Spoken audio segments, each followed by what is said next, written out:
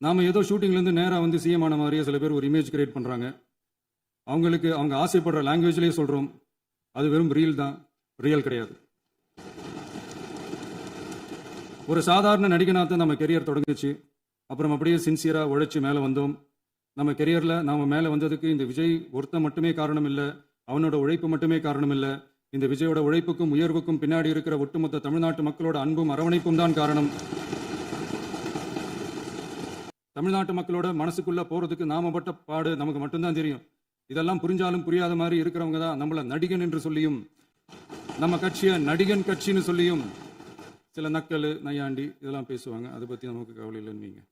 அதுலயும் நம்ம மேலேயே பழி போட்ட கொடுமையெல்லாம் இருக்கும் பாருங்க, அதெல்லாம் வேற லெவலுங்க. என்னத்துக்கு அப்படியெல்லாம் செஞ்சாங்கன்னு தெரியல. அரசியல்னா இப்படியெல்லாம் கொடூரமா இருக்கணுமா என்ன? சரி விடுங்க. இளைஞர்களால என்ன செய்ய முடியும், பெண்களால என்ன செய்ய முடியும்னு கேட்டவங்களுக்கான பதில் தான் இன்னைக்கு அமைஞ்சிருக்கிற நம்ம ஆட்சி. ஒரே ஒரு குடும்பம் மட்டும் முக்கியம்னு சொல்றது நம்மளோட ஆட்சி அதிகார அரசியல் இல்ல.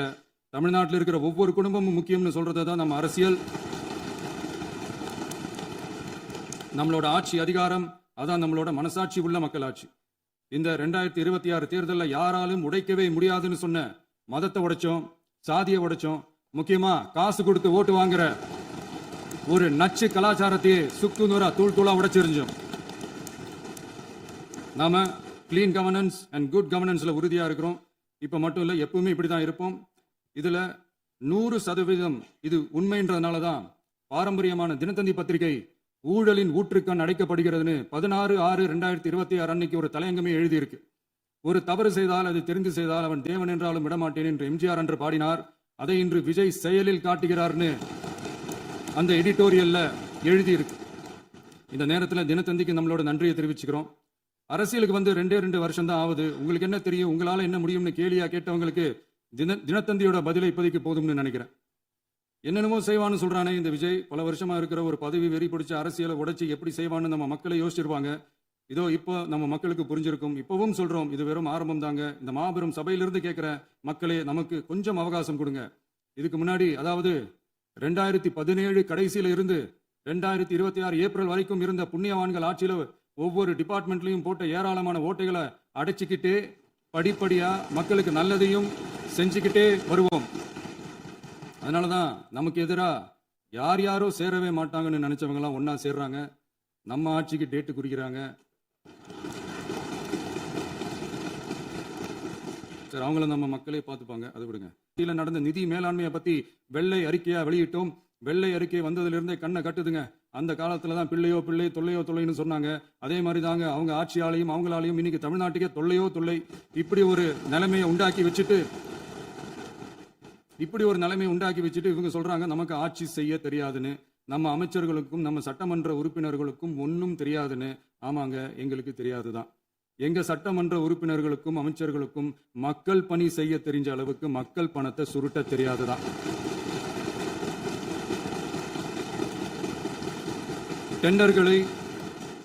டெண்டர்களை முறைப்படுத்த தெரிஞ்ச அளவுக்கு அதோட ரேட்டை உயர்த்தி ஊழல் செய்ய தெரியாதுதான். பதவி உயர்வு வழங்கவும் பணி இடமாற்றம் கலந்தாய்வு நடத்தவும் தெரியுமே தவிர பதவி உயர்வுக்கும் பணியிட மாற்றத்திற்கும் பணம் பறிக்க தெரியாதுதான். புதிய பணியிடங்கள் உருவாக்க தெரியுமே தவிர அந்த பணியிடங்களை பணத்துக்கு விற்க தெரியாதுதான். கோயில்கள்ல நடக்கிற நிர்வாக சீர்கேட்டை தடுக்க தெரியுமே தவிர கோயில் பணத்தை கொள்ளையடிக்க தெரியாதுதான். தங்கத்தை உருக்கி தாரை வார்க்க தெரியாதுதான். கனிம வளத்தை பாதுகாக்க தெரிஞ்ச அளவுக்கு கனிமத்தை வித்து கொள்ளையடிக்க தெரியாதுதான். அரசு வருமானத்தை அரசு கஜானாவுக்கு மாத்த தெரிஞ்ச அளவுக்கு அந்த பணத்தை தனிப்பட்ட கஜானாவுக்கு மடை மாத்த தெரியாதுதான். போதை கலாச்சாரத்தை தடுக்க தெரிஞ்சவங்களுக்கு போதை கலாச்சாரத்தை வளர்க்க தெரியாதுதான்.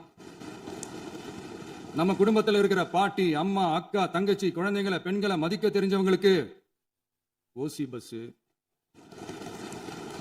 1000 ரூபாய் கேஸ், இப்படிலாம் பேச தெரியாதுதான்.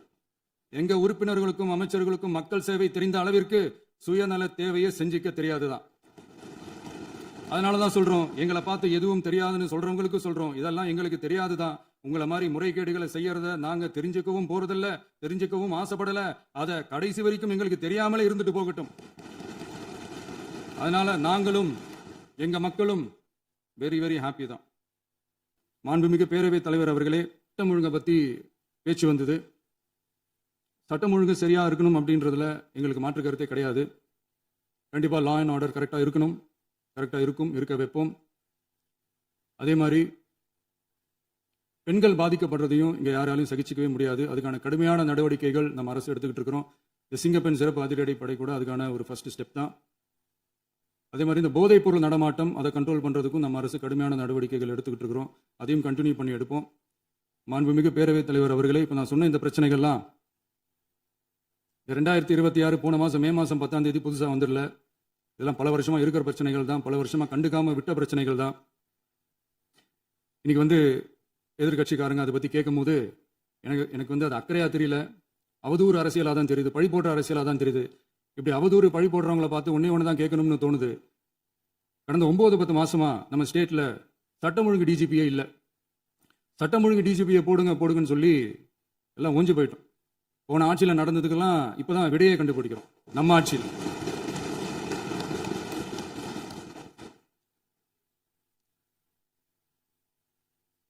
இந்த போதைப் பொருள் நடமாட்டம் எல்லாம் தாறுமாறா அப்படியே பரவி கொட்டி கிடக்குது.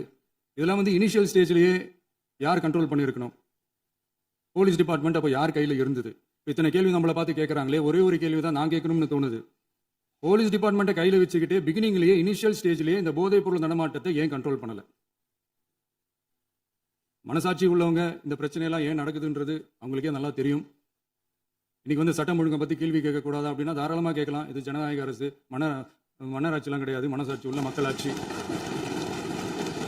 அதனால கேள்வி கேட்கலாம், எல்லாருக்கும் எல்லா உரிமையும் உண்டு. விமர்சனம் செய்யலாம், எல்லாருக்கும் எல்லா உரிமையும் உண்டு. ஆனால் நம்ம ஆட்சியில் என்ன நடவடிக்கைகள் எடுத்திருக்கோன்றது தெரிஞ்சுக்கிட்டு அதுக்கேற்ற மாதிரி ஒரு நடுநிலையாக பேசுனீங்கன்னா கொஞ்சம் நல்லா இருக்கும். சட்டம் ஒழுங்கை பற்றி யாருக்கு என்ன யோசனை இருந்தாலும், மக்கள் நலனுக்காக யாருக்கு என்ன யோசனை இருந்தாலும் அதை தாராளமாக சொல்லலாம். நம்ம அரசு அது காது கொடுத்து கேட்கும். ஆனால் நம்ம அரசினுடைய நிர்வாகத்திறன் அதை பற்றி பேசுறவங்களுக்கு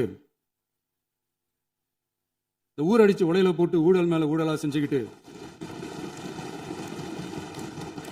அதுல இருந்து தப்பிக்கிறதுக்கு பேர் தான் நிர்வாகத்திறன் அப்படின்னு சொன்னா, அப்படிப்பட்ட ஒரு ஊழல் செய்யற நிர்வாகத்திறனை நம்ம அரசு ஒரு நாளும் செய்யாது. பொட்டி பெட்டியா பணத்தை வச்சுக்கிட்டு, பெட்டியை வச்சு எல்லாம் செஞ்சுக்கிட்டு, போதைப் பொருள் பாதுகாவல் கழக மாடல் அரசாங்கம் செஞ்ச ஒவ்வொரு ஊழலா வெளியில வந்துகிட்டு இருக்கு. டாஸ்மாக்ல அது என்ன பேரு, பார்ட்டி ஃபண்ட் கட்சி நிதி அப்படின்ற பேர்ல அடிச்ச கொள்ளையெல்லாம் ஒண்ணா இப்போ கவர்மெண்டோட கஜானாவுக்குள்ள கொண்டு சேர்த்துக்கிட்டே இருக்கிறோம்.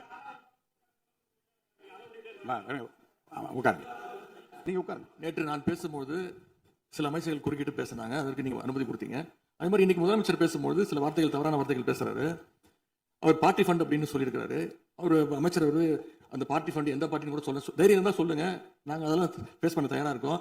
எதையும் ஆதாரத்தோடு எதையும் பேசுங்க. நீங்க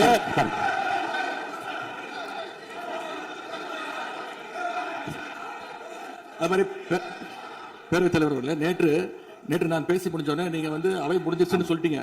நாங்களாம் வீட்டுக்கு போயிட்டோம். வீட்டுக்கு போய் டிவி போட்டு பார்த்தா அங்க இன்னொரு அமைச்சர் இன்னும் பதில் சொல்லிட்டே இருந்திருக்கிறாரு. அதற்கெல்லாம் நாங்க இப்ப என்ன பதில் இது, என்ன மரபு இது?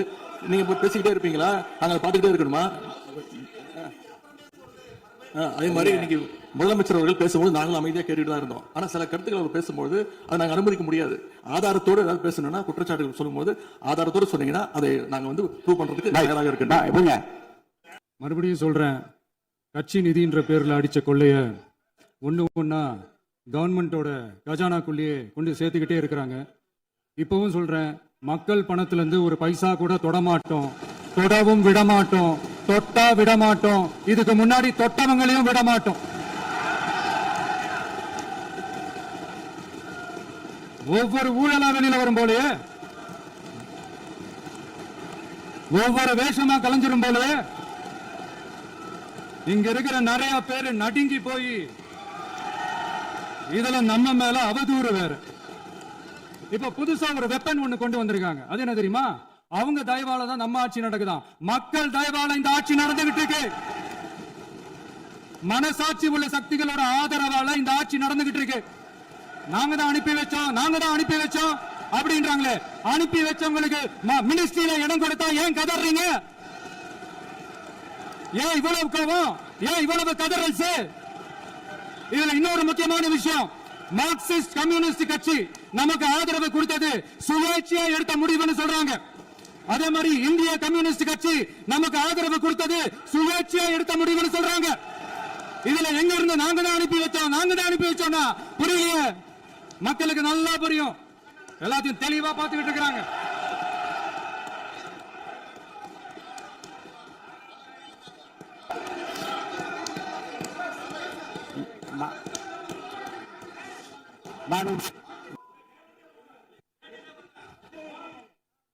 இந்த சமூக நீதி அரசுன்னு சொல்றவங்களை பார்த்து கேட்கிறேன், நம்ம பட்டியலின சகோதரர்களுக்கு எத்தனை அமைச்சர் பதவி கொடுத்தீங்கன்னு கொஞ்சம் சொல்ல முடியுமா? ஆனா நம்மளுடைய அரசுல 8 அமைச்சர் பதவிகள் யாருக்கு? நம்ம பட்டியலின சகோதரர்களுக்கு. எல்லாம் நம்ம அண்ணன், நம்ம தம்பி, நம்ம தங்கச்சிங்க. அண்ணல் அம்பேத்கர் அவர்களுடைய கிட்டத்தட்ட 100 ஆண்டு கால கனவு இப்ப நிறைவேறி இருக்கு.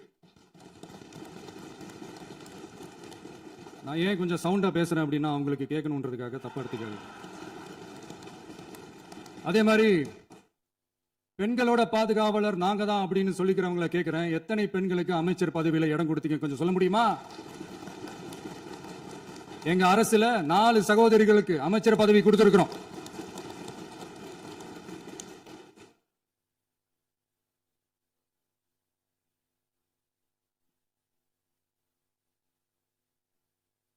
அதனால மக்களால் நிராகரிக்கப்பட்டு மக்களால் அகற்றப்பட்டவங்களுக்கு ஒண்ணு சொல்லிக்கிறோம், தப்பே செய்ய மாட்டோம், ஊழலே செய்ய மாட்டோம், நேர்மையா தான் இருப்போம், நியாயமா தான் இருப்போம் அப்படின்னு சொல்றவங்களால மட்டும்தான் கூட்டணி ஆட்சி அமைக்க முன்வரும். ஆட்சியிலையும் பங்கு, அதிகாரத்திலையும் பங்கு கொடுக்க முன்வரும். ஊழல்லையே ஊறி போனவங்களால இந்த கூட்டணி ஆட்சியோ ஆட்சியிலையும் பங்கு அதிகாரத்திலையும் பங்கு கொடுக்க முன்வராது. மெஜாரிட்டி இருந்தாலும் தரமாட்டாங்க, மெஜாரிட்டி இல்லைனாலும் தரமாட்டாங்க. கேட்டா ரெடிமேடா ஒரு பதில் ஒண்ணு வச்சிருப்பாங்க, கூட்டணி ஆட்சியை மக்கள் விரும்ப மாட்டாங்கன்னு. அதே மக்கள் தான் இப்ப அவங்கள பார்த்து சிரிக்கிறாங்க. நான் பதவி ஏத்த அன்னைக்கு கொஞ்சம் டைம் அவகாசம் கேட்டேன். எதுக்கு கேட்டேன்? நிதி நிலைமை எல்லாம் கொஞ்சம் மோசமா இருக்குது, அதெல்லாம் கொஞ்சம் சரி செஞ்சுக்கிட்டு படிப்படியா கொஞ்சம் கொஞ்சமா நான் கொடுத்த வாக்குறுதிகள்லாம் செயல்படுத்துவேன், அதுக்காக கொஞ்சம் டைம் அவகாசம் கேட்டேன். நான் ஏதோ வேற எதுக்காகவோ வேற யாருக்காகவோ ஏதோ அவகாசம் கேட்ட மாதிரி. அடுத்து இங்க சபையில இல்லாதவங்களை பத்தி பேச வேண்டாம்னு நினைக்கிறேன். இங்க நம்மளை பத்தி அவதூறு பரப்புறதோட மட்டும் இல்லாம இப்ப நம்ம மக்கள் மேலேயும் அவதூறு பரப்ப ஆரம்பிச்சிட்டாங்க. மக்கள் நமக்கு ஓட்டு போட்டது தப்பான், குடும்பமா நமக்கு ஆதரிச்சது தப்பான். இது இப்ப இல்ல, நான் சொல்றது எம்ஜிஆர் அவர்கள் காலத்திலிருந்தே. அப்பவே அவர் ஜெயிச்சப்போ அதே மக்களை தப்பா பேசுறது. மக்கள் என்ன பண்ணிட்டாங்க, எம்ஜிஆர் என்ன பண்ணிட்டாரு, எம்ஜிஆர் என்ன இது பண்ணிட்டாரு. 50 வருஷமா ஒரே டெக்னிக்கா. டெக்னாலஜி எல்லாம் மாறி வேற எங்கேயோ போயிட்டு இருக்கு. பஸ் இதுல கொஞ்சம் டெக்னிக்காச்சும் கொஞ்சம் மாத்தினா கொஞ்சம் நல்லா இருக்கும். அதனால மக்களுக்கு யூஸ்ஃபுல்லா இருக்கிற மாதிரி இந்த ஆக்கப்பூர்வமான கருத்துக்களோ ஆக்கப்பூர்வமான யோசனைகளோ இருந்தா சொல்லுங்க, அதை நாங்க டிஃபரெண்டா எடுத்துக்கிறோம். ஆனா அதை விட்டுட்டு இந்த நக்கல் நையாண்டி சம்பந்தம் இல்லாத பேச்சு இதெல்லாம் பேசிட்டு அப்புறம் முதல்வருக்கு பதில் சொல்ல தெரியல அப்படின்னா அப்புறம் என்ன சோஃபா மாடல் ஆட்சியா? அது என்னன்னு புரியறதுக்கே எனக்கு ரொம்ப நாள் ஆச்சு. இந்த sofa set, table chair, teapoy, furniture பிசினஸ்லாம் வேற எங்கேயா வெளியில போய் பண்ண சொல்லுங்க. அப்படி அந்த பிசினஸ் தான் பண்ணணும்னா நிறைய பிசினஸ் பண்ற மாதிரி வெளியில போய் பண்ண சொல்லுங்க, எங்க சட்டசபைக்குள்ள வேணாம். அதனால ஆக்கப்பூர்வமான கருத்துக்கள் இருந்தா சொல்லுங்க, டெஃபினட்டா அது சரியா இருந்தா நாங்க ஏத்துக்கிறோம். எனக்கு ஒரு குட்டி கதை ஒன்று ஞாபகம் வருது, சொல்லாமா?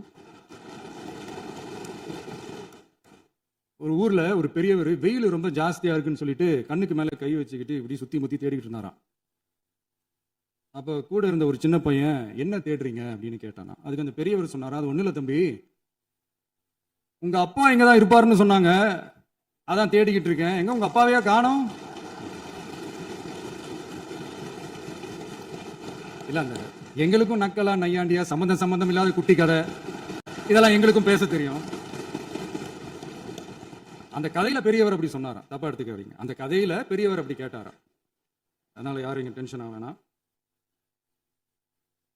அதனால இன்னொரு இந்த என்னுடைய உரையை முடிக்கிறதுக்கு முன்னாடி போயிட்டாங்க, பேசலாமா? நிறைய உங்க கருத்துக்களை நீங்க முழுமையாக மன நிறைவோடு பேசலாம். டிவியில் பார்ப்போம். சரி, அதான் 5 நிமிஷம் பேசுனதுக்கே கொலை தூரி தாட்டம் அடிச்சு. பேசுனா அப்புறம் நான் என்ன பண்றது? கடைசியா நான் இந்த உரையை முடிக்கிறதுக்கு முன்னாடி ஒரு முக்கியமான ஒரு விஷயம் பத்தி சொல்லணும். ஆளுநர் உரை அன்னைக்கு இந்த தமிழ் தாய் வாழ்த்துக்கு அப்புறம் தேசிய கீதம் பாடினது தப்பு, தேசிய கீதம் 2 முறை பாடினது தப்பு, அப்படி ஒரு நிகழ்வு இதுக்கு முன்னாடி இந்த சட்டசபையில நடந்ததே கிடையாது, அந்த மரபே மாத்திட்டீங்க, இப்படி ஒரு ஒரு பெரிய ஒரு போர் மாதிரி எதிர்கட்சியை சார்ந்தவங்கலாம் சொன்னாங்க இல்லையா?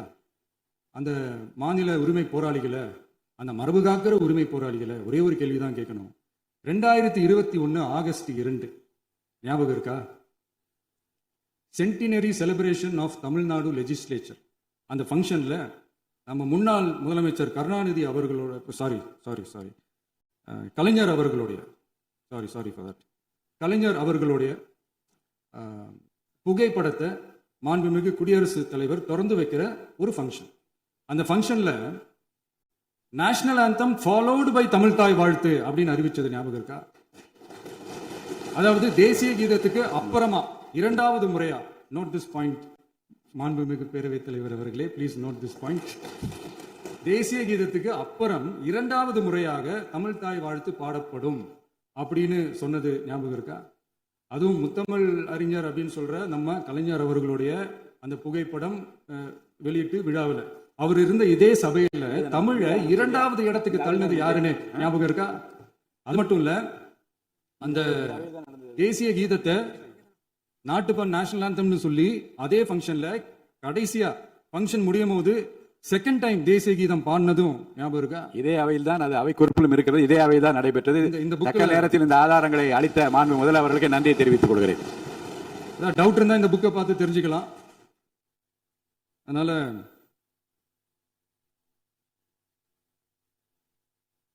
இதெல்லாம் கேட்டா என்ன சொல்லுவாங்கன்னா, அது ஜனாதிபதி கலந்துகிட்ட ஃபங்க்ஷன், அதெல்லாம் அப்படிதான், அதெல்லாம் கண்டுக்க கூடாது அப்படின்னு சொல்லுவாங்க. இதே மாதிரி தான் பேசுறது ஒன்று, செய்யறது ஒன்று, பேசுறது ஒன்று. இதெல்லாம் மக்கள் பார்த்துக்கிட்டு இருக்காங்க. எலெக்ஷனுக்கு முன்னாடி தான் அப்படி செஞ்சுக்கிட்டு இருந்தாங்க, இப்போ எலெக்ஷனுக்கு அப்புறம் அதே தான் செய்கிறாங்க. இந்த விஜயையும் சாமானியர்களின் உண்மையான சமூக நீதி அரசையும் அவமானப்படுத்துறதுக்கு தான் அவங்களோட அந்த பொலிட்டிக்கல் சீனியாரிட்டி அது பயன்படுத்துது போல. சரி, செய்யட்டும், நல்லா செய்யட்டும். இப்போ ஆனாலும் நம்மளுடைய மாநில உரிமை, மொழி உரிமை, உத்தமபுத்திரர் போல வேஷம் போடுற எதிர்கட்சிக்கு ஒன்றை மட்டும் ஆணித்தரமாக சொல்றோம். உங்களை மாதிரி தமிழ்னு சொல்லிக்கிட்டு, மொழி, பண்பாடு, கலாச்சாரம்னு சொல்லிக்கிட்டு ரெட்டை வேஷம் போடுறவங்க நாங்க கிடையாது. உலகெங்கும் வாழும் என் தமிழ் சொந்தங்களுக்கு நம்முடைய உத்தரவாதம் தமிழ் தான் எங்க உயிர் நாடி அப்படின்றத மறக்க மாட்டோம். இப்பவும் சொல்றோம், மாநில உரிமையில எப்பவும் உறுதியா இருப்போம். அதே சமயத்துல அரசியல் வேற, ஒன்றிய மாநில அரசுகளுக்கு இடையே இருக்கிற நிர்வாக அணுகுமுறை வேற. இதுல நாங்க ரொம்ப தெளிவா இருக்கிறோம். அதனால எங்களுக்கு பாடம் எடுக்கிறதா நினைச்சுக்கிட்டு உங்க வேஷத்தை நீங்களே கொஞ்சம் கொஞ்சமா கலைச்சிக்கிட்டே வரீங்க, மறந்துடாதீங்க. அப்புறம் நேத்து எதிர்கட்சி தலைவர், மாண்புமிகு எதிர்கட்சி தலைவர் பேசும்போது நிறைய பேசினாங்க. அதுல ஒண்ணு மட்டும் அரசு சொல்றதா நினைச்சுக்கிட்டு நம்மளை இன்டைரக்டா ஈவில் அப்படின்ற அந்த வார்த்தையை யூஸ் பண்ணாங்க. எனக்கு ஒண்ணுதான் சொல்லணும்னு தோணுது.